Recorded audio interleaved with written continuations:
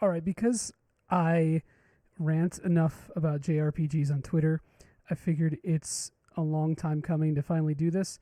I am going to sit here and tier list my favorite Final Fantasies, or not my favorite Final Fantasies, but all the mainline Final Fantasies here. Uh, I'm just gonna wing it. I'm not gonna put any bells and whistles on this video. I don't even have a face cam. Actually, my webcam is kind of messed up right now anyway, so I have an excuse. Uh, Maybe it's worth having my face here to see my disgruntled reactions to some of this stuff, but either way, we will have to deal with it. I'm not going to edit anything. This is just going to be straightforward because I have that lack of care and attention to urgency now, I guess. Okay, so unfortunately, there is no tactics or type 0 on here, yet the after years and a couple other questionable things are on here. But either way, it's not perfect, but maybe that's the theme of it.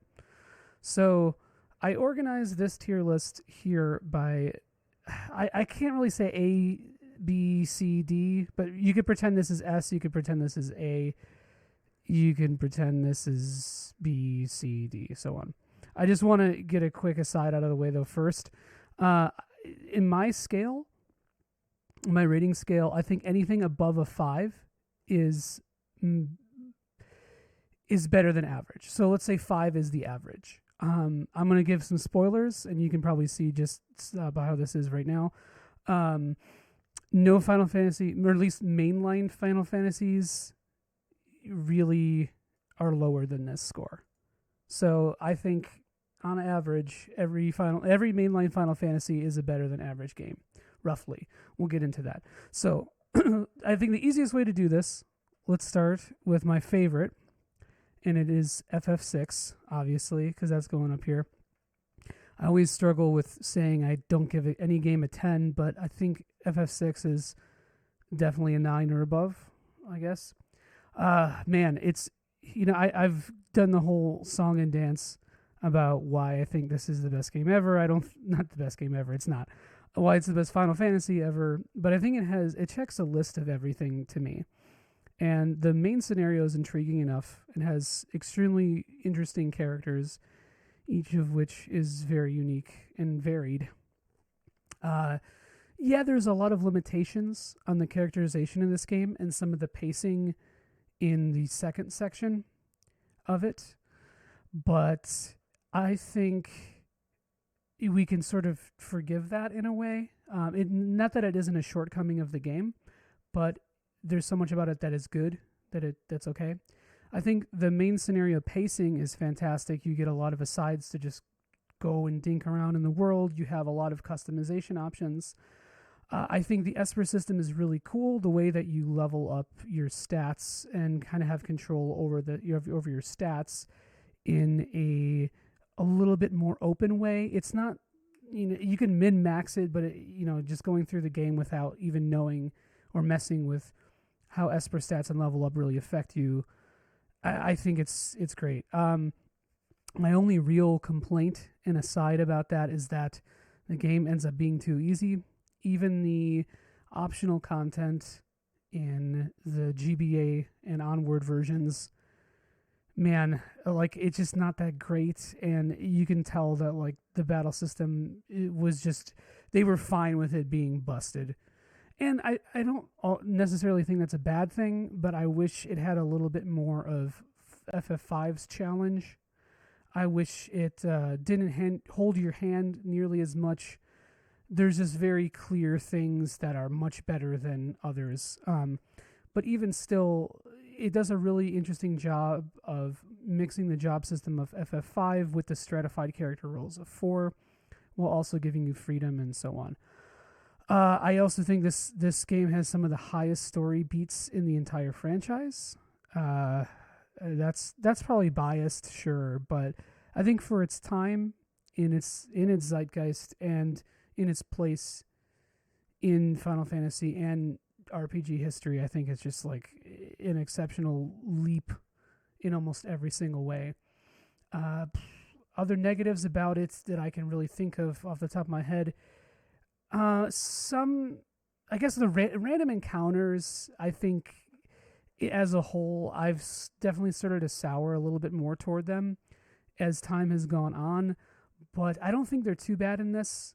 The battles are fast enough to where it's whatever, and there are very few times in this game where you really feel like you're being worn down by the random battles, for better or worse. I think some characters are just inherently more useful than others, at least like on a base level. And I can also see people getting frustrated with having to level every character, or not maybe level every character, but I think there could have been a better job of averaging character levels in the end game instead of having to grind and get up spells for people whom you didn't play. But that being said, the Kefka's Tower stuff is easy enough to where you can pretty much carry your way through. Okay, so that was kind of long. I'm not going to try not to keep the rest of this as long. I didn't even talk about music. Shit, let me just touch on that real fast. I think this soundtrack is fantastic. I think this is Uematsu's like absolute highest peak. Or actually, maybe not the highest peak, but he was like climbing up to the top. It's my favorite personally, but in terms of sonic depth, I think maybe 7 has a slight edge over it, but a lot of that was technical limitations. This has a really interesting setting and aesthetic in all facets of the game: music, visuals, sound effects, so on and so forth. So even though there's a lot of reuse of assets with the typical Square sounds that you hear, like the Kefka's laugh, the bat sound, the scream that was used in Chrono Trigger and like Romancing Saga, pretty much every Square game, it still stands as unique. And the SNES sound fonts, so good in this. Okay, number 2. So it's FF5, but is FF5 a 9 out of 10? You know what? I don't know. I don't know if it's a 9 out of 10. I don't know if I give it. I feel comfortable giving it that. So for now, let's put it over here. It's definitely an 8 or above. Again, I give maybe 12 games total, 9 or higher ever. So, either way, if you don't want to look at it like this, let's just pretend that this is S tier and then A tier and blah, blah, blah. So I think S tier shouldn't be populated with more than 1 or 2. So, we'll do what we can. But FF5, it is here for so many reasons. Like, the gameplay is just so strong in this. I love the extreme hyper focus on it. The story is kind of just a set piece, and that's fine because after the seriousness and having been developed concurrently with FF4, I think that Square just wanted something a little bit more lighthearted, a little bit more jovial and free, which is kind of funny because it ends up hitting harder than 4 in a lot of ways. So I think the actual adventure itself, the main scenario, is fine. I think X-Death is silly as hell and he's charming and it's like goofy, but does it have the emotional resonance as almost every other Final Fantasy after it? No, but it has its own unique charm, and I think no other FF has really kind of towed the line between silly and engaging quite like 5. The job system may have been a little bit awkward or rough around the edges at times in this with the pacing of the jobs, but I think it's addicting in its own sense. In a way, I kind of wish that there was more endgame stuff in it. Even the GBA Plus versions of this, the endgame, it just always feels like there could have been a little bit more. But this game, the music is probably not the best in the series. There's got some bangers, really awesome bass sound fonts that were used here. But I think when I first played this game, because obviously I'm American, and we didn't get this until the PSX, so FF Anthology, and when I first played it, I just like wasn't that big of a fan. I don't know. I thought it looked stupid. It had the more chibi art style. It didn't take itself as seriously. Like, it wasn't as cool as 6 and 7 and 8, man. And I kind of like didn't fully understand the dynamics of like localization and all that kind of stuff. Obviously, I was like 12. But I appreciate it a little bit. I just didn't like it that much. And I grew up with FF4 as well, so I was a little bit more used to that. Um, but I kind of wrote this game off for a long time as just kind of like a whatever Final Fantasy. I think a lot of people who don't look at this series critically end up doing that because it is more shallow in a lot of ways, and that focus on gameplay, it really is like a huge turnoff to people. And I can respect that for sure if that's what you're playing Final Fantasy for. But I do think this game has an interesting balance too. Uh, just like the feel for the world and everything is really interesting. It also inspired a really crappy anime. So it's not that bad. It's not that bad. It's just a funny little aberration.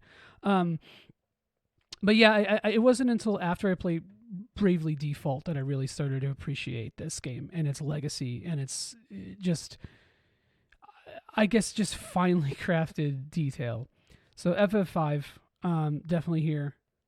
It used to be probably in my 6, around there, maybe even lower because I was an idiot.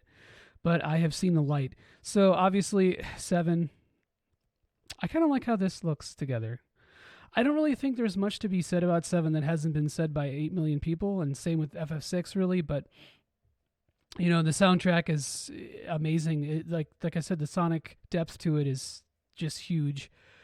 A lot of really interesting things aesthetically and thematically that were sort of touched on with 6, but not quite. Actually, pretty much since FF4 up until, as it kept going, but from FF4 to FF6, or to FF7, was this gradual buildup of like how deep down, how serious can this get, how cinematic can this get, how fully realized can our ideas get. And I think 7 really, it took off in North America for a very obvious reason, and it's because it was like appealing to a global audience, and it did sort of like revisionist history some of the themes and concepts that we had seen since FF4 just finally come to a head. Also having a more futuristic, gritty setting for all the edgy little boys like myself, and just really memorable characters and all that good stuff. I think the only thing about FF7 that I really have to say that not a lot of many people touch on is, I guess, the extreme shift here into a more Western feel.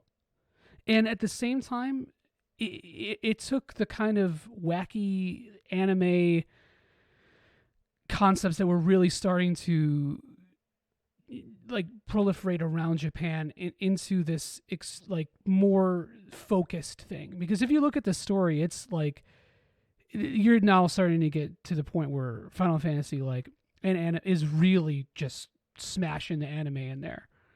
And like that whole appeal, I feel like it changed a lot of the medium, at least in the West, and maybe not just the reception in the West, but also production. And a lot of people emulated this game and wanted to be this game and got inspired by it. So, it's easy to talk about this forever, but yeah. Okay. Next. So now this is where I start to get divisive. I'm going to have to, or where my own opinion is divided. All right. Okay, here goes. FF14. Now, part of me wants to put this higher because this game's playability is so much more limitless than any other game on this list. But at the same time, the story is cool in it, and not really until later on in the expansions, and it does hit, but I don't think that's, even if you had the best FF story ever in this game, I don't think it could redeem some of the lackluster stuff in the beginning. There's just, you always tell people, oh bro, play it for 300 hours, get through the the main story quest until Heaven's Ward, then you'll love it. But even then, I do feel like some of that stuff is a little bit overrated. The presentation is still a little janky, even with Shadowbringers. But it has some of the highest highs, if not the highest highs in the series. There's just so much customizability to it. There like I could run off the mouth about the meta and the way that like it could be the way that's gotten stale and like class dynamics and stuff. But at face value and just a little bit further than superficial, this game just is limitless in so many ways. It's the biggest Final Fantasy, and it's got its problems, but I think it feels more like a Final Fantasy than Final Fantasy has felt pretty much since 12 to me, because it really captures the motifs of the series, the feel of the series, and it kind of puts a super sort of hyper capitalistic veneer over it. But it is what it is. Again, I feel like I'm going too long with these, so I'm going to start to try to condense my thoughts. Next up, and along the same lines, is FF12.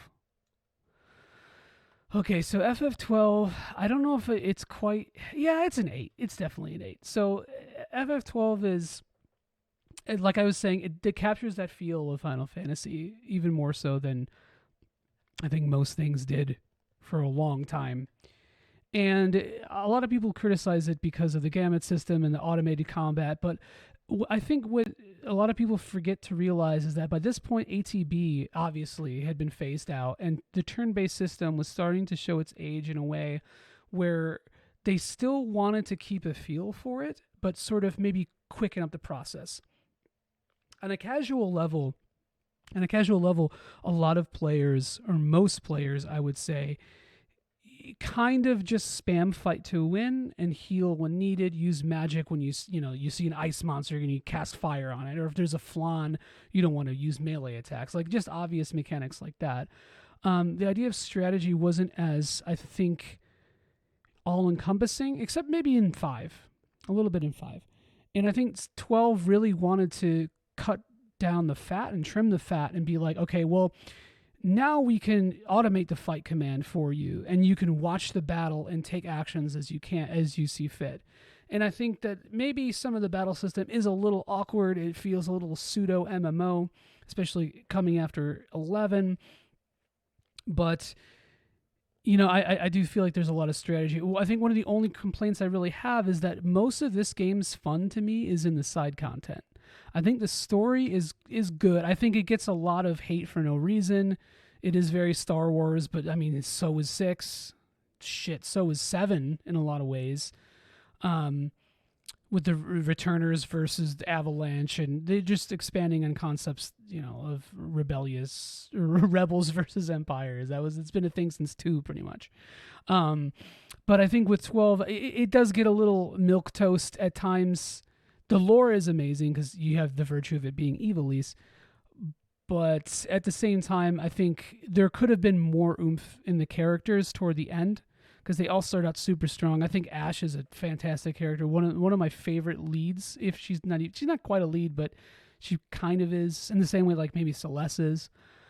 But like, I do think there could have been a little bit more Star Trek crew time where everybody bonds a little bit more. There's like more involved away missions, so to speak, like a lot of the other Final Fantasies had. And this is a problem that I get into throughout this whole thing. The music, honestly, this is probably my least favorite Final Fantasy soundtrack in the mainline titles. It's not bad. It's good. It's just like, the music to me is like a hearty 6 at best. There's some really good tracks, very atmospheric, like almost elemental tones in a lot of these, like to match the mood of the setting.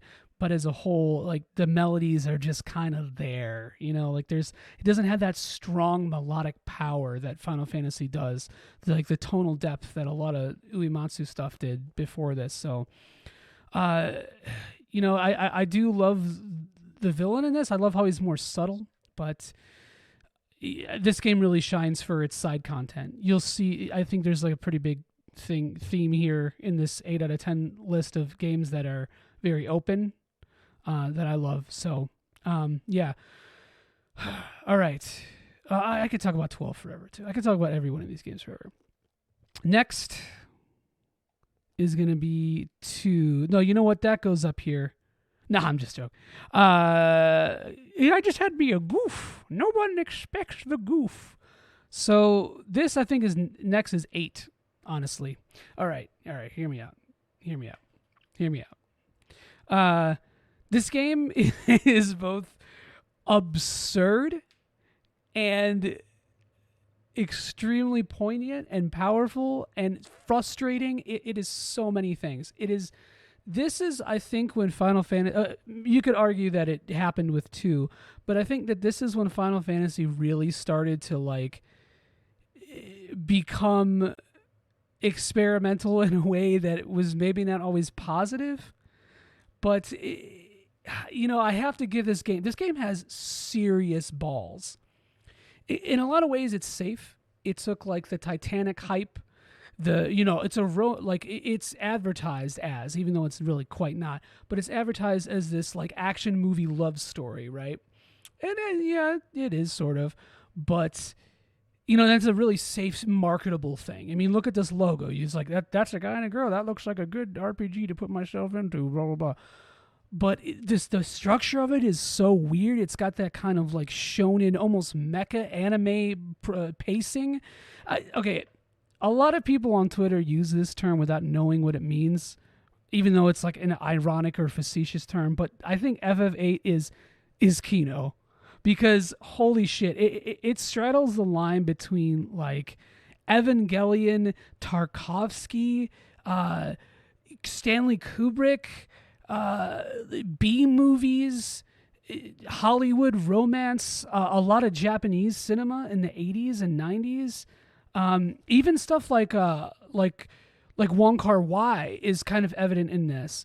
I get a lot of sort of low-key Chungking Express vibes from the romance plots in this game, and I love the balls of like making just dropping you off with characters who you have no idea who they are, like Laguna's crew.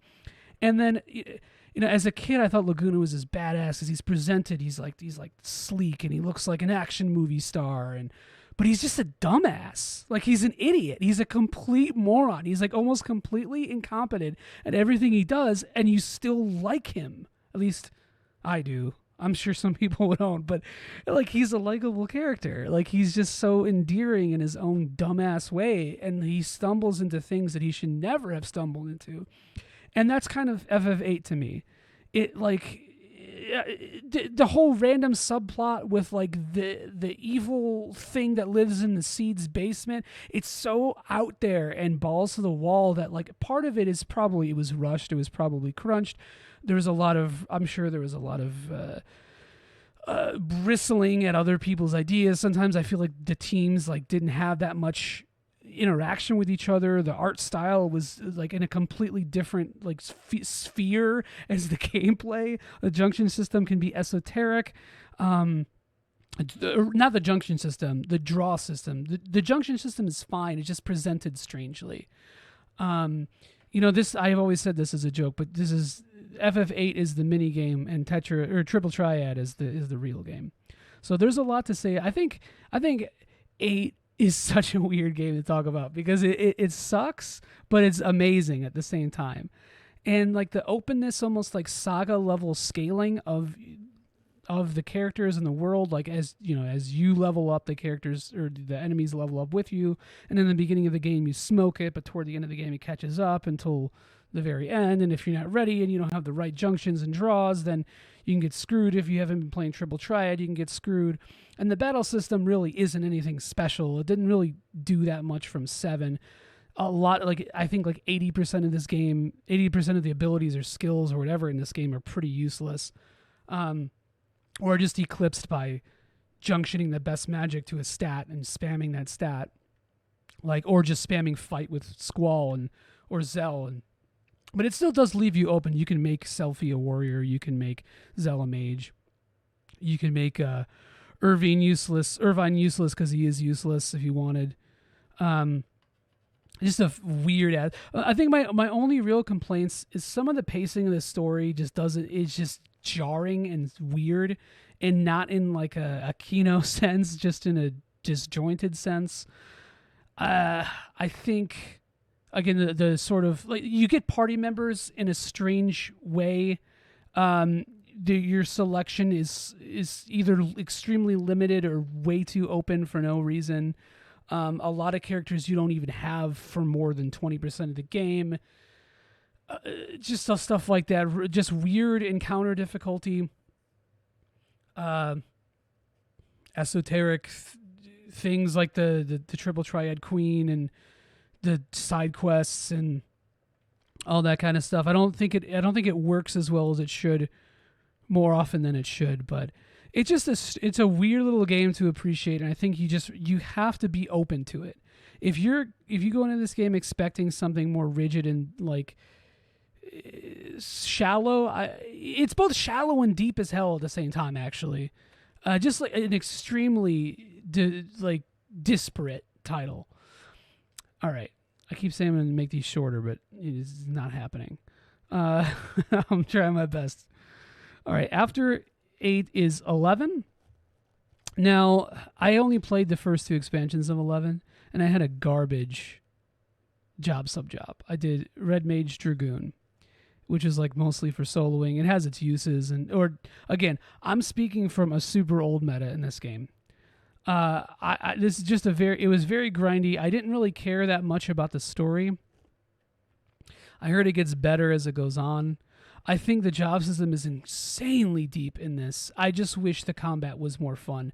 My biggest complaint about this game, and I will say this until I die, is this game does not care about your quality of life. I feel like I'm in I'm like in an oppressive fascist state when I play this game, because Square doesn't even want you to Alt-Tab this game. Maybe that's changed. I don't know.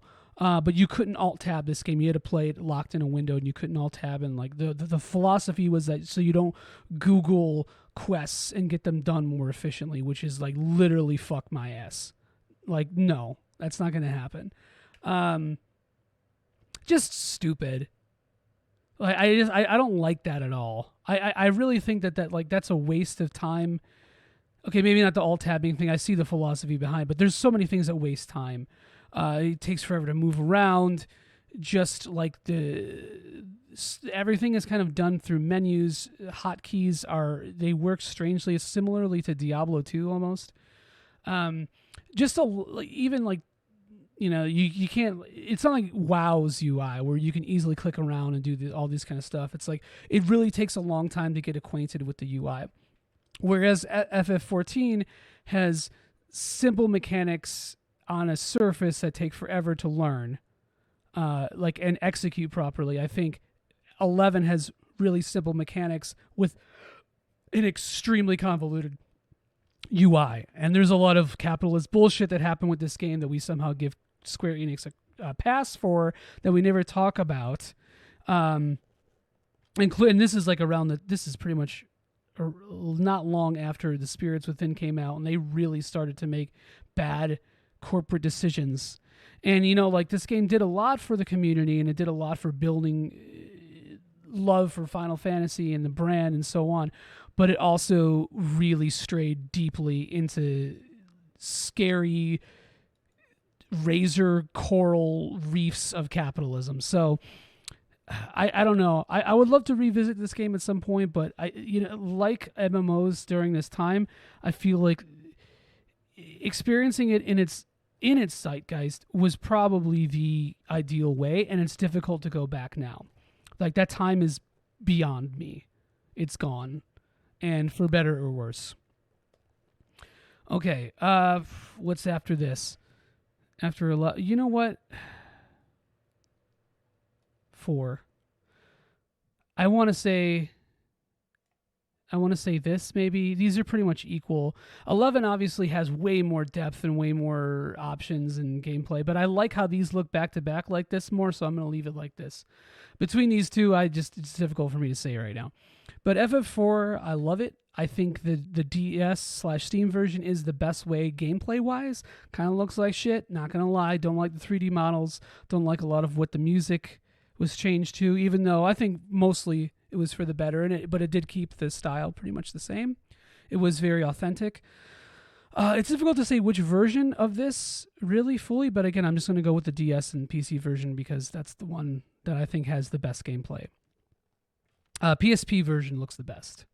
So the NA version of this game was way too easy compared to the Japanese version, which is a little tougher but still not very hard. At least in my opinion. So this game changed a lot of things too, because like the fourth entry of RPGs, man, that's when everything started to get narrative, right? Like Dragon Quest IV, FF4, and yeah, FF2 had a narrative, but like it really forced it on you in this game, and it put like stratified job characters into your party and that rotating cast. That's one of my biggest problems with this. A part of me loves that, and part of me hates it.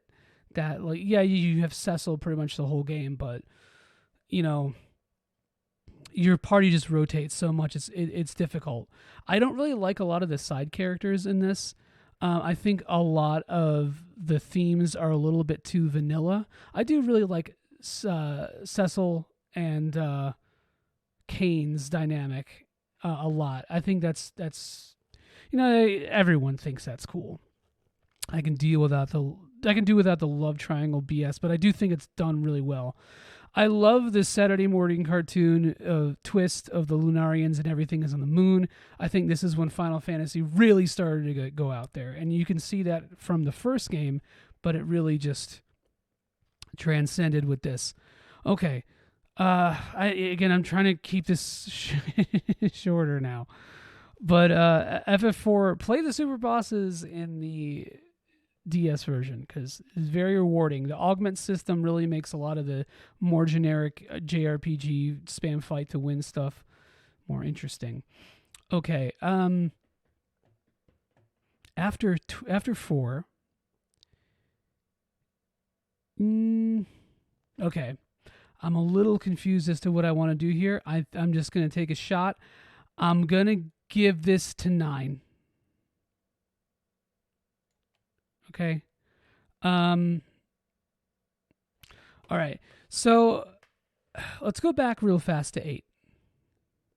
I'm going to talk about 8 for 45 more minutes. No. A lot of people criticize 8 for not being Final Fantasy, being too weird. And people love to say, FF9 is the FF lovers Final Fantasy. And yeah, just because it has medieval settings and a lot of the same set pieces as the earlier Final Fantasies do, doesn't mean it's the same. I think this game, more so than 8, pushed gameplay out of Final Fantasy. And hear me out.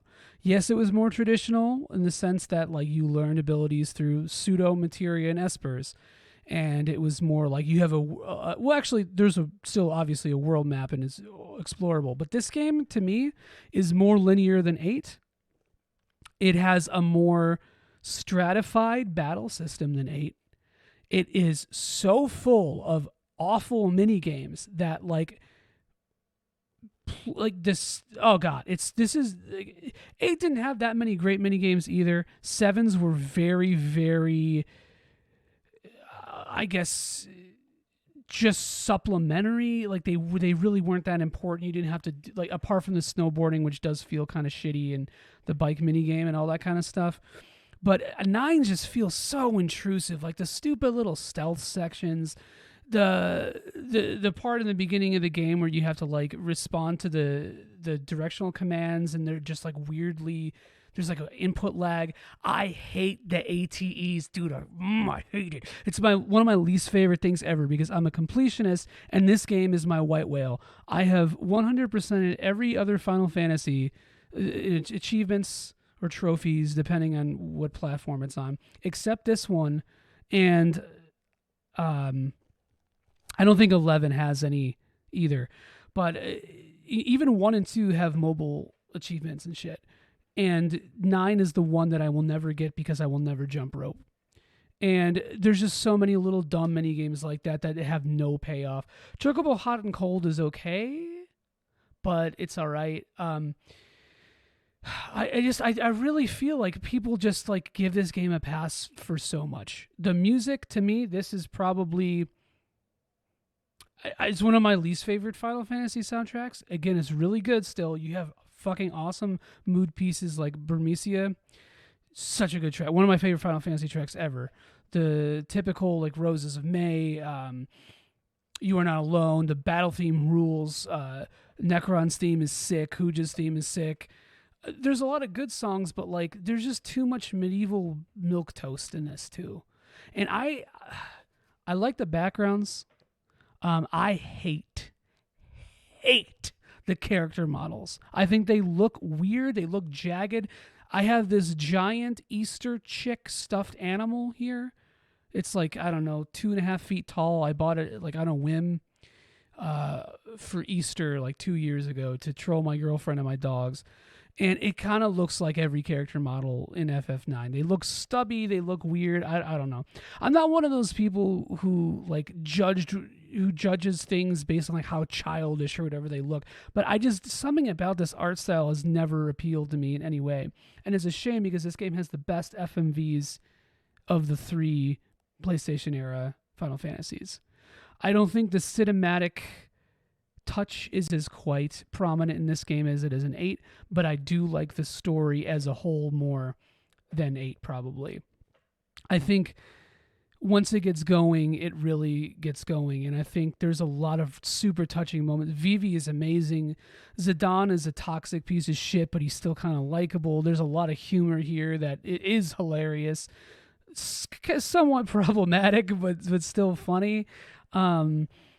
It does kind of feel, it harkens back a little bit to 5 in some ways. And so like this game is, despite kind of what I said, it is kind of very much a hearkening to classic Final Fantasies, but it cops out, I think. It doesn't fully it doesn't really fully do that because it still has to keep modernity and it still had to keep an audience. And I do think some of the later plot revelations are awesome, but they're juxtaposed with very kind of predictable ones. And also, I think this game is the worst. Actually, no, 8 is the worst at this, but this is close too. After the 3/4 mark of this game, nobody gets character development. Freya barely gets character development after a very front-loaded character arc. Steiner is kind of whatever. Beatrix gets away with basically being a Nazi in SS. Basically, she's like, well, like she's just like forgiven. Like there's a lot of moral quandaries I have with the characters in this game, but they are good, and I think that's the strongest point. I think Vivi is probably one of the most poignant, like heartbreaking things in all of Final Fantasy, and I wish this game just didn't rely so much on gimmicks with the story. Like this, the gameplay of the story, like the mini games and the like weird side quests that were just so obviously early Final Fantasy. I think sometimes it's just more contrived than it needs to be. I love the balls to the wall ending of Necron and how it's literally a manifestation of all the themes of death in this game. I think that was great.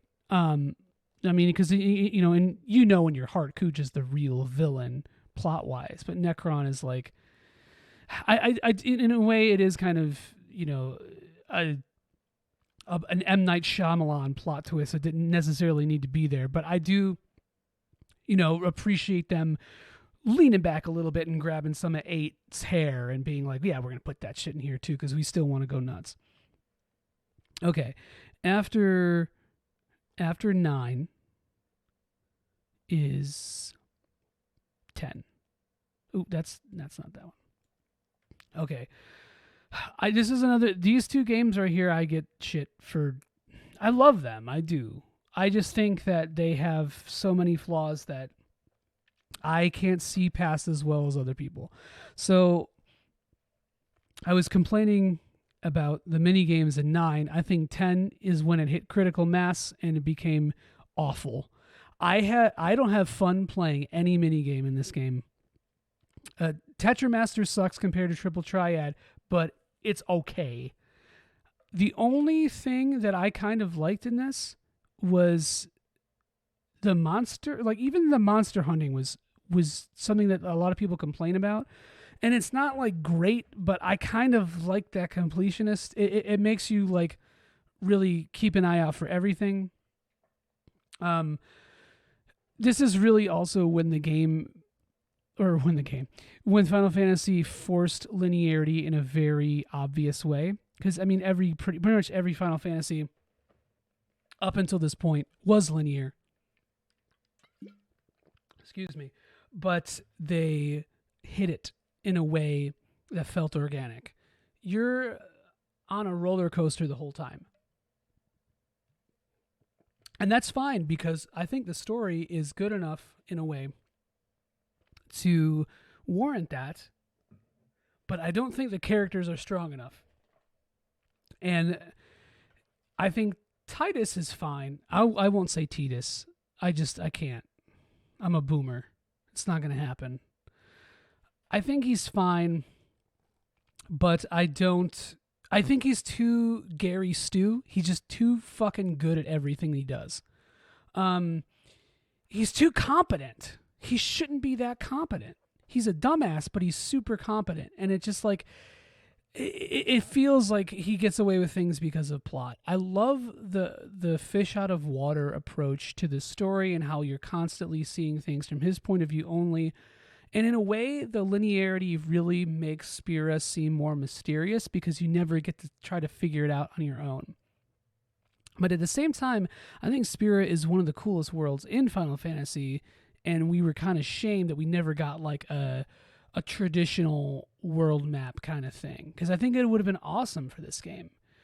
I think, out of all the games, I think that could have like maybe benefited if there was going to be a super linear Final Fantasy, like completely like hallway simulator, like 13 always gets hate for. It should have been 8.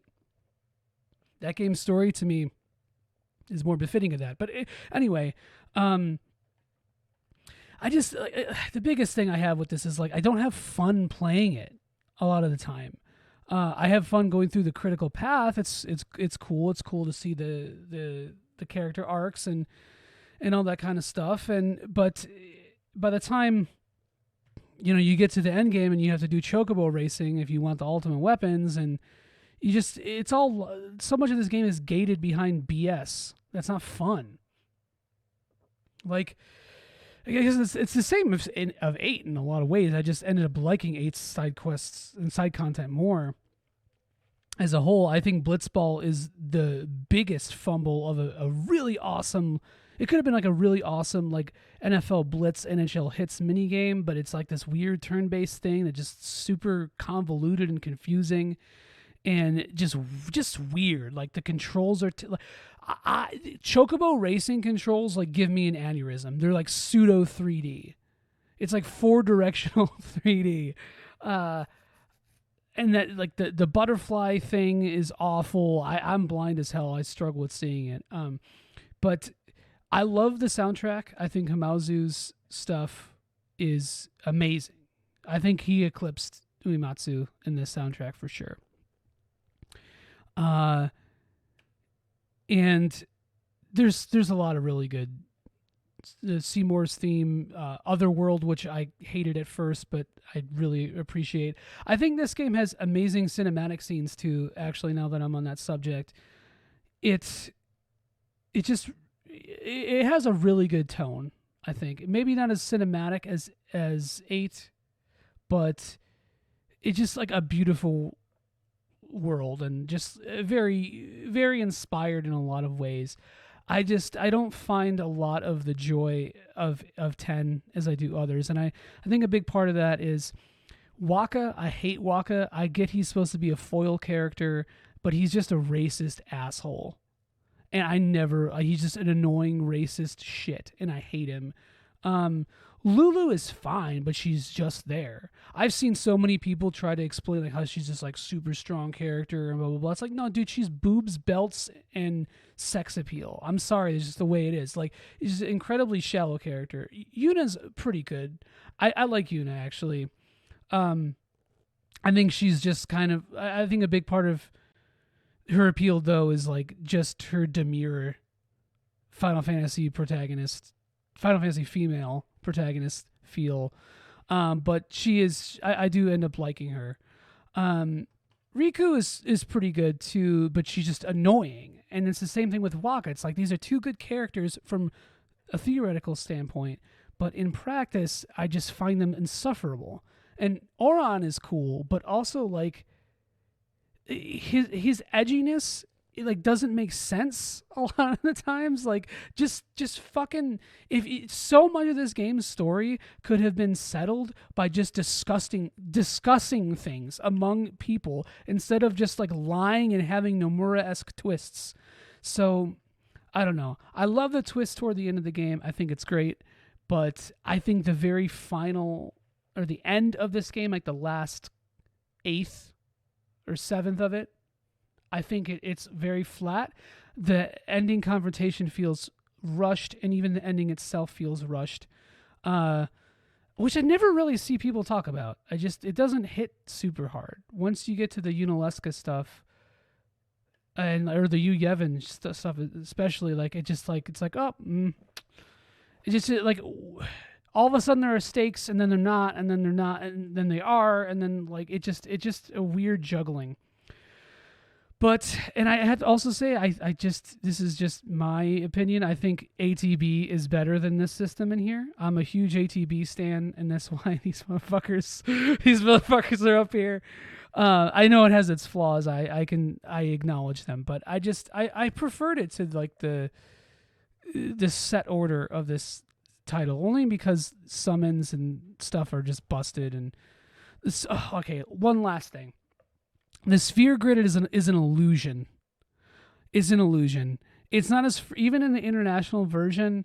Like, yeah, you can make Titus a mage. Yeah, you can make Yuna a blah blah blah. But I think it has as much depth as 8's junction system. To be honest with you, it just takes forever to do. It takes forever to go through the nodes. It takes forever to look at what you want to do next. It just, like, you don't really start getting abilities until the mid game and onward, and by that point, like, you're already set in your way.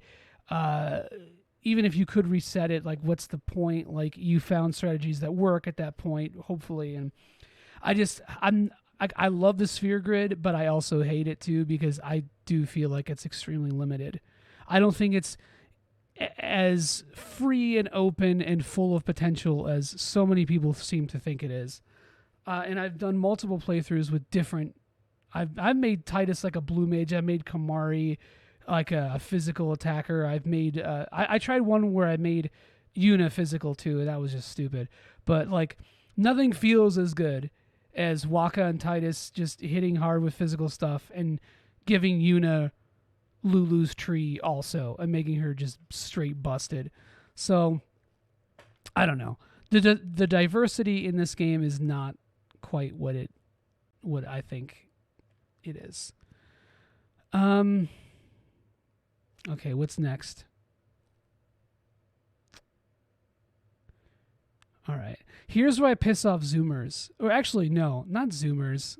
You know what? I don't know who I piss off with this, but it's a very specific audience. All right.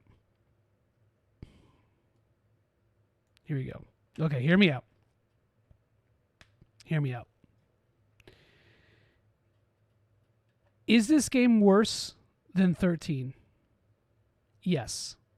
I think objectively, yes. Soundtrack's pretty good. I like the aesthetic and tone of this game. I think this is like where Final Fantasy feels the most comfortable, but at the same time, I don't like the random, like, oh shit, now we're taking inspiration from Firefly. Now there's like Western stuff, and it's Cindy, the boob monster, is here, and it's just like, fuck you, dude. Like, I get it. You're trying to be like a Western RPG and appeal to Westerners. Cool. But, you know, at its heart, this story, I think, is extremely strong because it's carried by 4 really interesting characters whom maybe they're not interesting, but you grow to find them interesting. And there's a lot of problems I have with this game's lack of like character diversity, and I don't mean that in a demographic way so much as like you could have had Aranea be a playable character. This didn't need to be limited to the 4 characters who are in it. I think that was a strange design choice to begin with, but I do think it works though. I think you end up feeling like one of the boys, and it is strong. I have to say, one of my highest Final Fantasy emotional highs was when the car dies at this, in like toward the end. Dude, something about that, like it just, because you're with it the whole time. You see the dumb, stupid thing the whole game, and you just think it's always going to be there. And it's like your loyal steed that finally bites the dust. To me, it's like, damn. And I love the ending of this game. I think it's one of the only Final Fantasies that were okay. Yeah, it's full of Nomura and Tabata-isms, but it did not care about how you felt at the end of the day, because it's like it's dark and as hell. It is the only Final Fantasy that fully encapsulates the idea of sacrifice in every facet. And I think it has the best villain in the series, maybe not execution wise, but Arden, yeah, he's the villain, but, and I've always said this, the real villain of this story, and the book kind of confirms it, is Bahamut. Because Bahamut is an arrogant fuck who basically orchestrated this whole thing. And yeah, Arden is, guilty of his actions, but, he's not the arbiter of it all. And I think that's fantastic because the game never really spoon feeds you that. It makes you figure out your own conclusions. And that's why I kind of think 8 is so strong, and why I don't have as big of an issue with the pacing of the story, because it's objectively disjointed and awkward. There's all the productional pitfalls that have been spoken about to death, the DLC, blah, blah, blah. But I do think that this game just really hits a lot of highs with Critical Path. To me, it resonates. I see what they were doing. Sometimes the execution is not super great, and there's a lot of issues, and the gameplay is pretty terrible, to be honest with you, because this battle system sucks. I hate it. I just can't stand it. It never feels challenging or fun. It's just a mess. It's clunky. It feels like just a crappy AAA Western game that never really has nuance, and it's just slathered with Final Fantasy isms. But at the same time, this does take a lot of the tropes from older Final Fantasies. You have the weapons from 5. You have the Empire from 4, 2, and 6. You have the summons, which feels a lot like pretty much every Final Fantasy, 9 especially, 10. You have the sort of world style of 8, but a little bit more grown up. Again, furthering the westernness. The shonen story with Noctis, but he's a little older, so it's again more Western. I think this game could have been way more than it was. And I have a lot of issues with it, but I'm kind of glad it happened as sort of a warning. All right. Just, again, I just hate the battle system. I love the summons, though. I think the best summon designs in the whole series. They look intimidating and scary as hell. The actual execution of which is terrible, but they look amazing. They're exactly what I've always envisioned FF summons to look like, as over the top, and so on. Next is 13. Now, 13. So this is probably the Final Fantasy I've played the least. I guess 15 is, because I've only played it twice. But 13, I only played... I played 13 I think 1.5 times. And I love the battle system in this game. I think it's fantastic. I think the art design is spectacular, just like completely out of this world in a lot of ways. It's aged so well for what it is. Um, really interesting visual concepts, but the over the topness with the summons and being transformers and the like convoluted language that like I get it. It does the Lovecraft thing. It does the Frank Herbert thing of throwing a bunch of terms at you that you don't understand that you begin to understand later, but it comes off as super pretentious in this game. It's actually not difficult to understand, but it does get too heady for its own good. And if you look at like the grand story design, it's pretty simple, it's straightforward, but it's just so full of so many tropes of its time that it's really difficult to take a lot of it seriously or to get too invested. There's some really good characters here. Like I think Lightning is good. I think Saz is fantastic in this game. I think Fang is great. A lot of people like Hope and Vanille, but I don't like them. I don't like the kid characters ever. Vanille more so than Hope, and I know Hope has more of an arc. Snow is insufferable. But I think Snow is kind of like that sort of reverse Waka. He's like the lawful good Waka in a lot of ways, and he's that corny Final Fantasy hero. There's a lot of I guess self-awareness with him, and I appreciate that. But at the same time, I find it hard to like his stupid fucking 2001 new metal ass aesthetic. Like, he literally looks like he should be in front of a Mesa Boogie playing like a Warwick bass. But who did I forget? Did I forget somebody? One of the main cast members? I don't know. If I did, sue me. But yeah, again, this is the same problem with 10, except I think it's worse in this because the game like holds your hand so much and just doesn't. It kind of insults your intelligence by not throwing any challenging encounters at you at all until like the last quarter of the game. And if you had just had more freedom with your build and whatever, because the game it essentially puts like level limits to you at different parts of the game, and you're switching characters so much that by the time you finally get it all, you're kind of just like, well, I just didn't really get a good feel for it. I felt like I was just being led astray. I think a lot of people dropped off this game toward the end because they found it too hard, which is not hard. You just have to think differently all of a sudden. And it's the wrong kind of disruptive innovation in the game, I think. But I do like the system. It still has like some of the MMO elements of 12 and obviously the MMOs.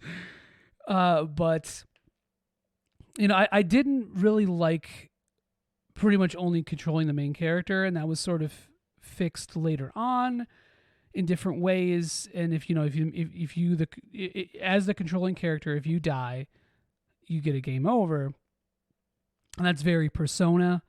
And I just don't think it was super thought out well in this game because it feels jarring for Final Fantasy. I can't think of any other Final Fantasy where that's a thing. Yeah, there are moments in the scenario or side quests where if somebody dies, you get a game over, abandoned in 6, so on.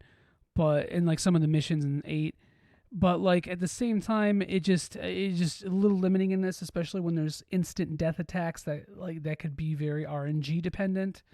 So especially if you don't know they're coming on your first playthrough, that sucks. That's the wrong kind of challenge, I think, to throw at the player. Again, I'm not saying this game is hard, because if I were to rate this game's challenge, it'd still be like a 3 or 4 out of 10. But like, I think compared to most Final Fantasies, a little higher.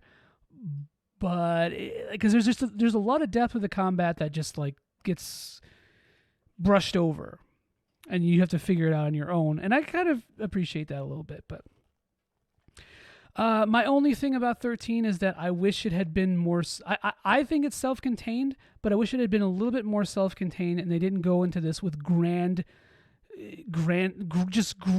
destructive ambitions, dude. Like, that's really what sort of killed it.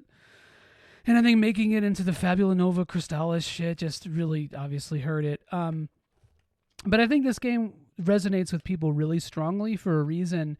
And I would love to see a remaster of it to give people an idea that it's not as bad as everyone says. There was a lot of not contrarian, but bandwagon hate for this game for no reason because it was a hallway simulator. So it doesn't sound Final Fantasy like Final Fantasy wasn't constantly evolving and changing since 7, 6, like just constantly doing something different. And so like I'm kind of glad this game hit its pitfalls too, because I feel like it is like another word of caution.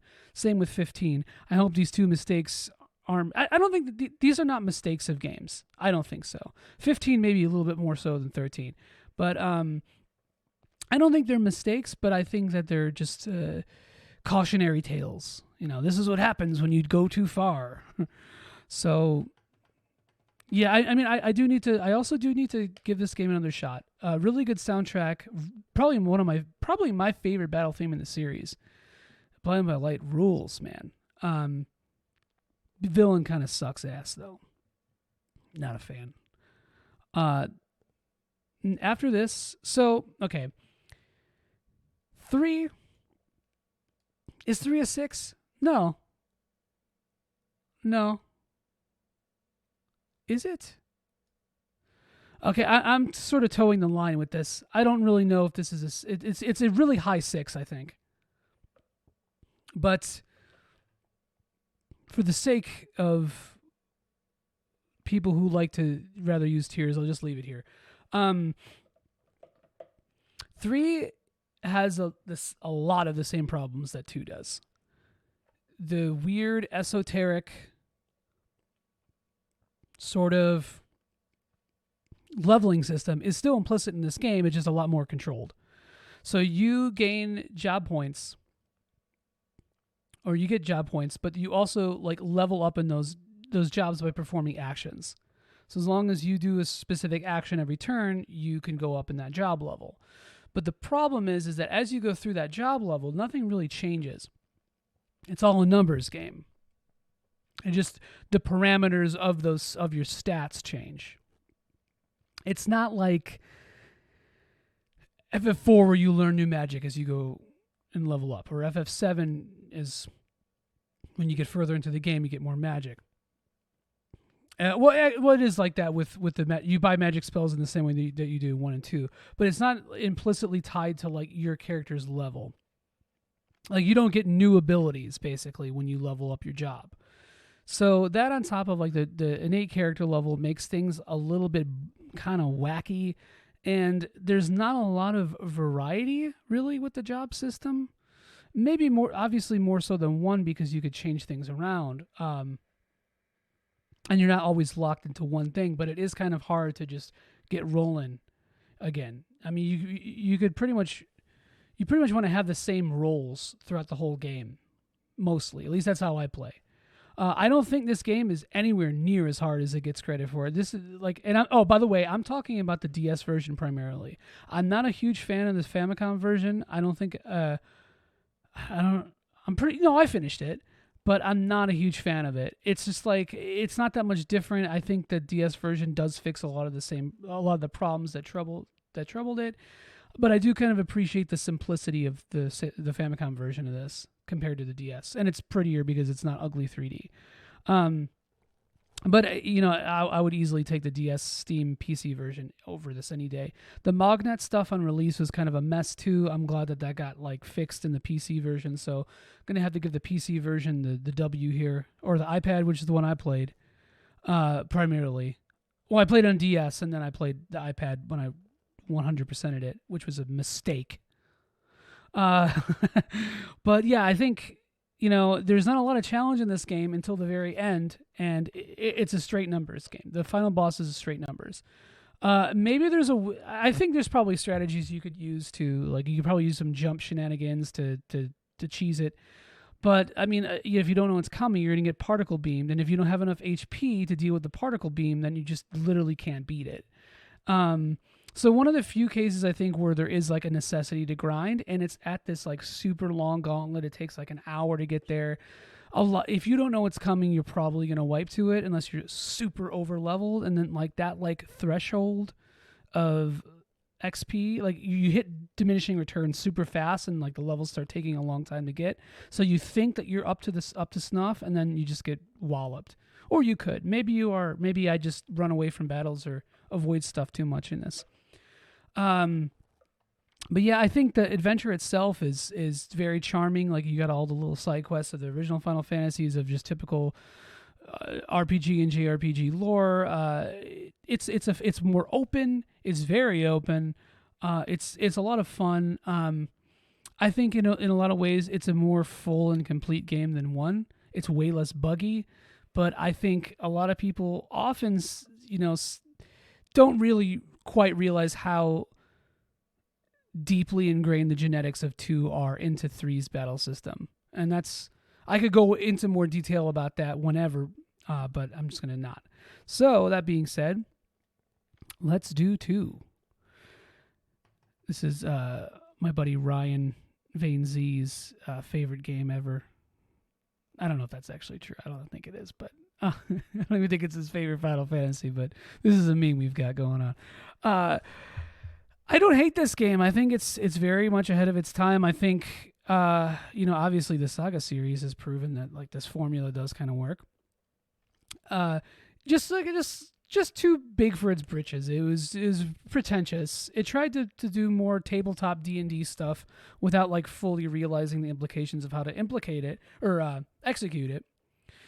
And, for better or worse, the story is kind of mediocre and generic, and it's hard to judge it for its time because they're really, look how many limitations that they had. But I appreciate them trying to give defined roles to characters.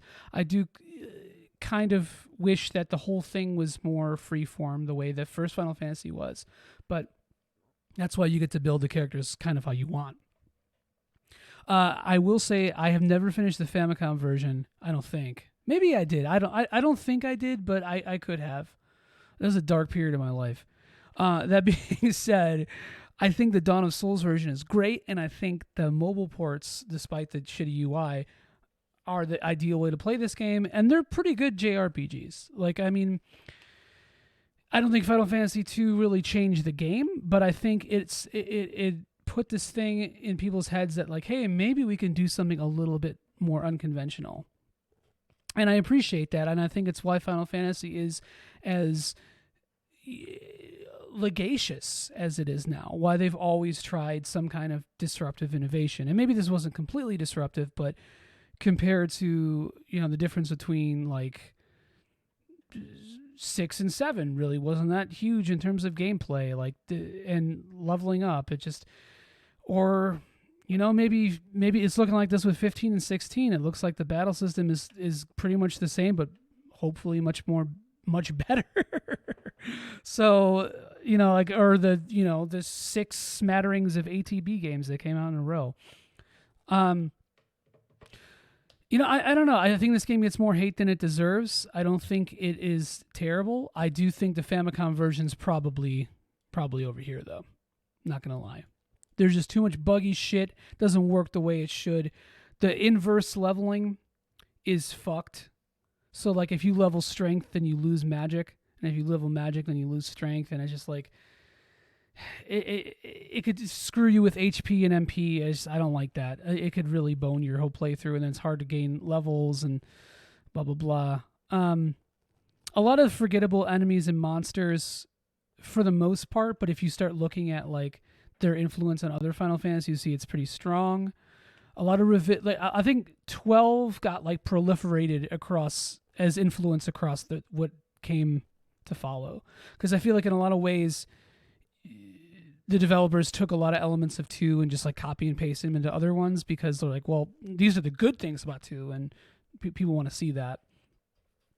So yeah, don't hate it.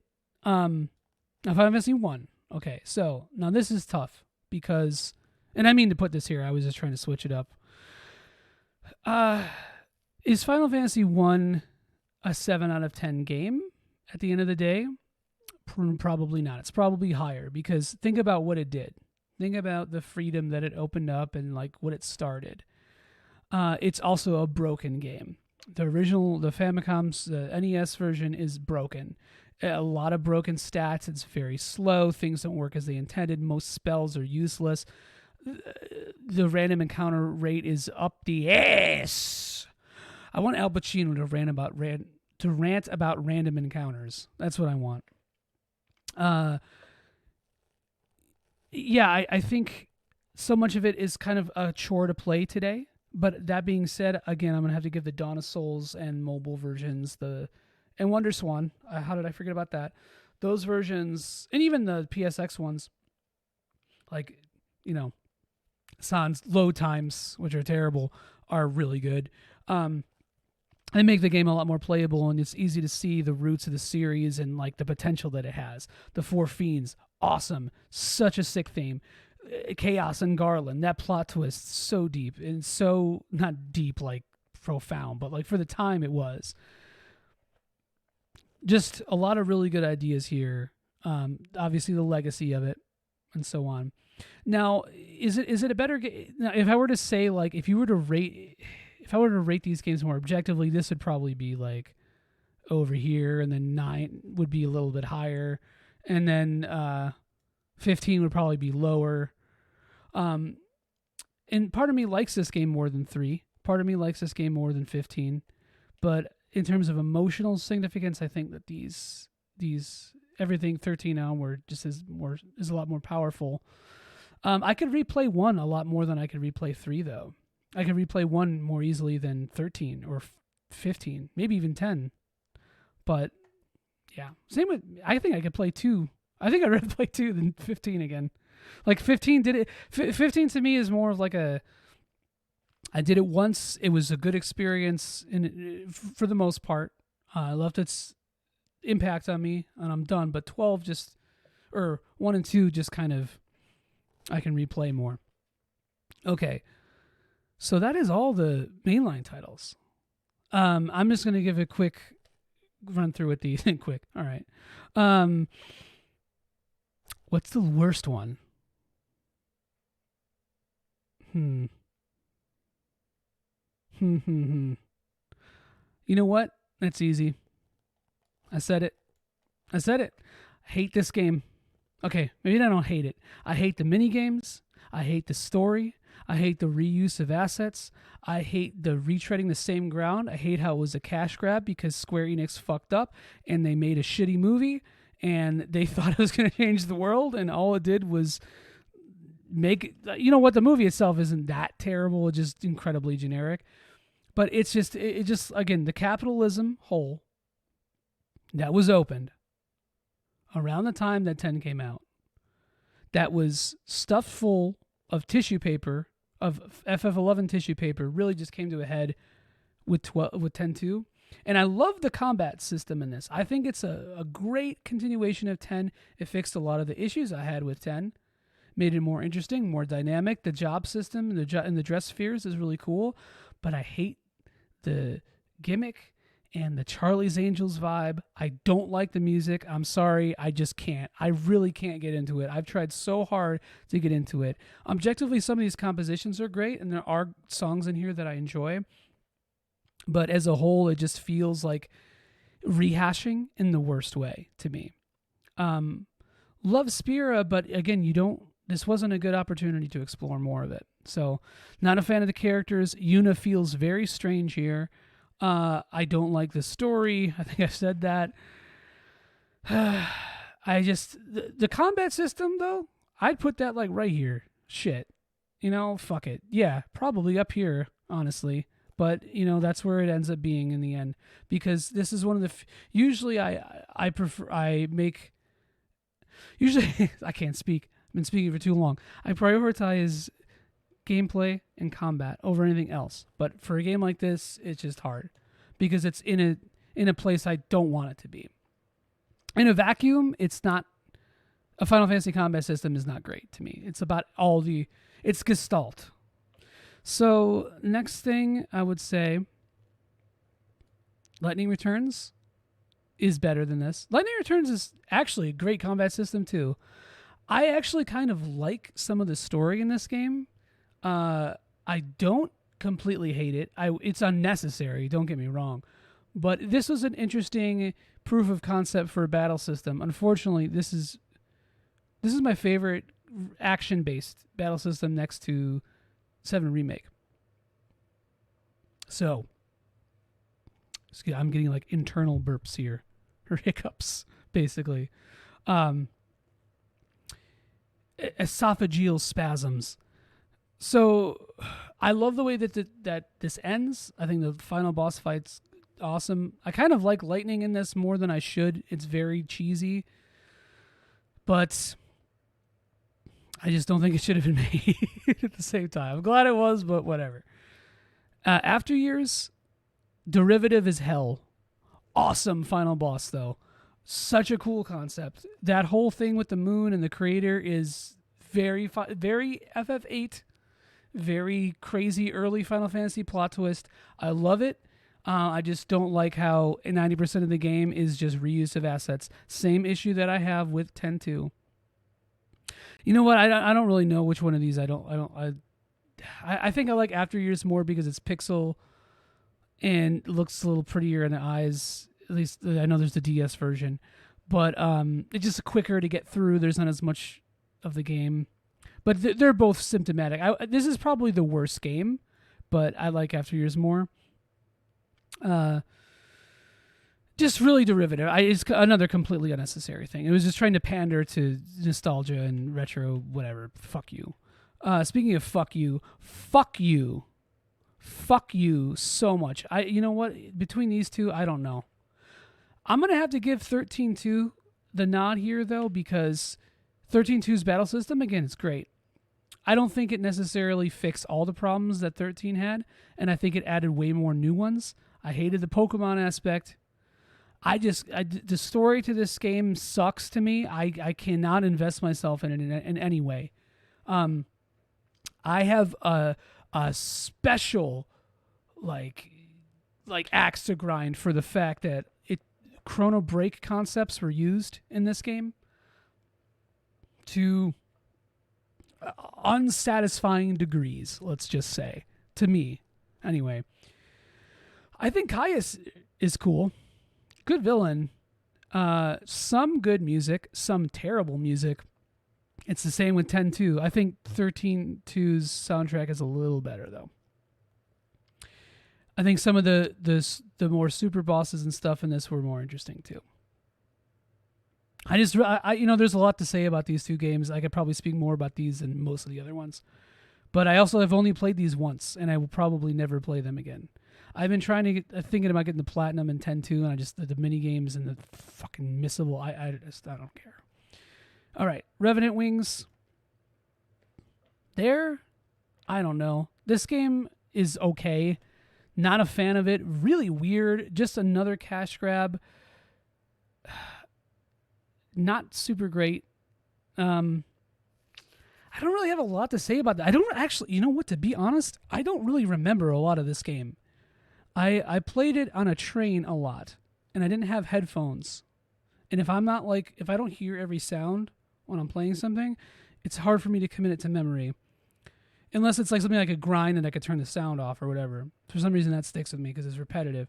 But this game, I just don't really remember a lot of the stuff, and some of the story just feels really weird and out of place, and felt like it was unused context or unused content from 10.2, but written by a different team, which it was. It reminds me a lot of Ys 4. It's like Square Enix had a design document and then just didn't want to make it themselves, so they outsourced development. And I actually don't really know the history of the production of this game, but it does feel like it was made by, it was outsourced. So forgive my ignorance there. I'm pretty ignorant of this game in general, of Revenant Wings, despite beating it. I definitely did not 100% it. I did not give it my all. I didn't care. I was so kind of over Final Fantasy then, because I didn't like 12 that much when I first played it. I thought it was pretty good. I would have probably put it right here back then, but now it's climbed up. But yeah, maybe I'll give this another shot at some point, and if it ever, I guess another re-release. Other than that, it's just kind of forgettable. To me, all these spin-offs, there's a reason. It's kind of funny.